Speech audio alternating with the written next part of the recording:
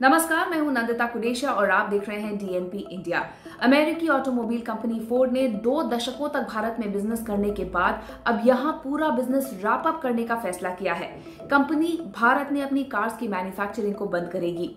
इसका गुजरात के साणंद में जो प्लांट है उसे इस साल की चौथी तिमाही तक और तमिलनाडु प्लांट को अगले साल की दूसरी तिमाही तक बंद किया जाएगा। पिछले कुछ सालों में Harley Davidson, MAN's truck, UN Lohia, Fiat, General Motors जैसी कंपनियों के अलावा कई इलेक्ट्रॉनिक व्हीकल कंपनीज रातों रात हवा हो गईं। फोर्ड ने 90 के दशक में भारत के बाजार में कदम रखा था। मैन्युफैक्चरिंग की दुनिया में फोर्ड दुनिया की 5वीं सबसे बड़ी कंपनी है और रेवेन्यू के मामले में ये चौथी सबसे बड़ी ऑटोमोबाइल कंपनी मानी जाती है। फोर्ड का कहना है कि पिछले 10 सालों में कंपनी को $2 बिलियन अमेरिकी डॉलर का घाटा हुआ है। घरेलू बाजार में फोर्ड ने गाड़ियों की मैन्युफैक्चरिंग बंद कर दी है और अगले साल यानी 2022 की दूसरी तिमाही तक वो निर्यात भी बंद कर देंगे। इस समय कंपनी के 391 आउटलेट्स के साथ 170 डीलर्स जुड़े हुए हैं। इन डीलरशिप्स को बनाने में करीब 2000 करोड़ से ज्यादा का खर्च आया था। इन डीलर्स का कहना है कि सिर्फ वाहनों की सर्विसिंग करके इतनी बड़ी रकम की भरपाई करना बेहद मुश्किल है। इन डीलरशिप से करीब 40,000 लोगों की रोजी रोटी चलती है। एमएसएमई संगठनों से जुड़े लोगों का कहना है कि फोर्ड के जाने से कई छोटे सप्लायर्स प्रभावित होंगे। इससे हजारों लोगों की नौकरियों पर खतरे की तलवार लटक रही है। भारत में कंपनी के करीब 170 डीलर पार्टनर्स हैं जो पूरे देश में 400 शोरूम्स चलाते हैं। डीलर्स के पास करीब 1000 गाड़ियों की इन्वेंट्री है जिसकी कीमत 150 करोड़ रुपए है। चेन्नई के जिस इलाके में फोर्ड के 2 प्लांट हैं, वहां पूरी कम्युनिटी इससे जुड़ी हुई है। इससे हजारों लोगों को इनडायरेक्ट जॉब मिला हुआ है। फोर्ड के जाने से कल पुर्जे यानी स्पेयर पार्ट्स बनाने वाली कई कंपनियां भी प्रभावित होंगी। भारत को ग्लोबल मैन्युफैक्चरिंग हब बनाने के सपने को नाम दिया गया था मेक इन इंडिया। इसके बाद कोरोना महामारी के दौरान ये प्रचार किया गया कि जो कंपनियां चीन छोड़ रही हैं वो भारत आने वाली हैं। लेकिन अब जब से अमेरिकी ऑटोमोबाइल मैन्युफैक्चरिंग कंपनी फोर्ड ने भारत में अपने दोनों प्लांट बंद करने की बात कही है तो एक बार फिर इन तमाम बातों को खोद खोद कर निकाला जा रहा है। तो इस बहस के एक तरफ सरकार के आलोचक हैं जो ये कह रहे हैं कि general Motors, United Motors, Harley Davidson और अब फोर्ड भी भारत में अपनी दुकान बंद करके जा रहे हैं, यानी कि भारत सरकार की नीतियों में कमी है। वहीं दूसरी तरफ सरकार के समर्थक हैं जो ये कह रहे हैं कि जनरल मोटर्स, हार्ले डेविडसन और अब फोर्ड भारत छोड़कर इसलिए जा रहे हैं क्योंकि वो अपनी कंपनी को भारत के बाजार के हिसाब से ढाल नहीं सके।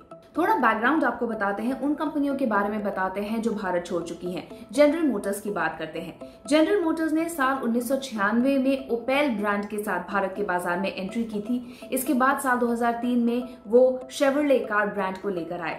कई शानदार मॉडल्स होने के बावजूद ये ब्रांड भारत में सफल नहीं हो पाया। कंपनी मारुति सुजुकी, हुंडई और महिंद्रा जैसी बड़ी कंपनियों के सामने टिक नहीं पाई। हालांकि शेवरले को बंद करने का फैसला काफी चौंकाने वाला था क्योंकि कुछ महीने पहले ही जनरल मोटर्स के सीईओ ने भारत के बाजार में $1 बिलियन के निवेश का ऐलान किया था। इटली की पॉपुलर कंपनी फिएट ने लगातार कम हो रही बिक्री की वजह से पिछले साल भारत में अपना कारोबार बंद कर दिया था। कंपनी ने भारतीय बाजार में फिएट पुंटो, लीनिया, पुंटो ईवियो जैसे कई शानदार मॉडल्स लॉन्च किए थे।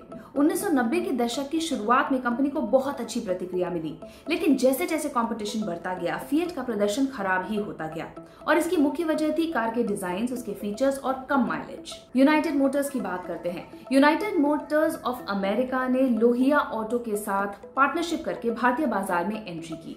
कई शानदार क्रूजर बाइक्स पेश की भारतीय बाजार में इस कंपनी ने, जैसे कि renegade commando, renegade classic, renegade sport S, ये सभी भारतीय बाजार में आई। बहुत ही अलग डिजाइन था इन तमाम बाइक्स का, लेकिन खराब क्वालिटी की वजह से इसकी आलोचना भी बहुत हुई। यूनाइटेड मोटर्स का लक्ष्य था रॉयल एनफील्ड को टक्कर देना।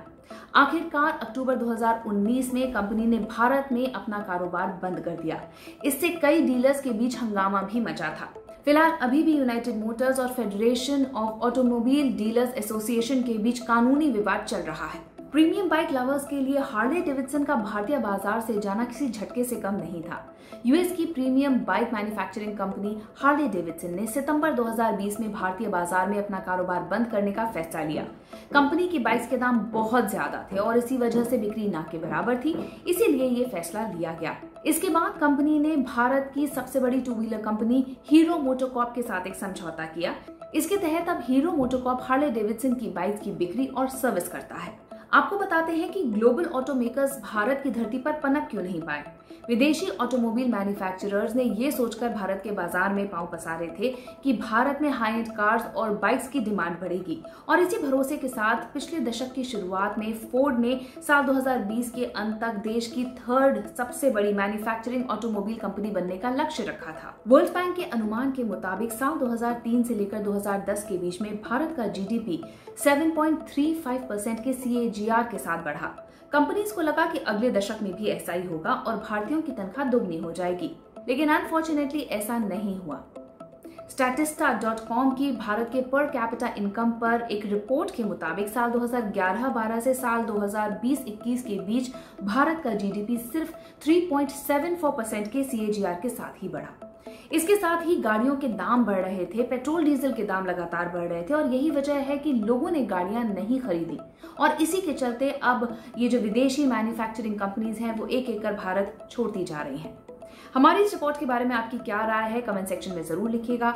साथ ही अब तक अगर आपने हमारा चैनल सब्सक्राइब नहीं किया तो जल्दी से सब्सक्राइब, लाइक और शेयर कीजिए। नमस्कार।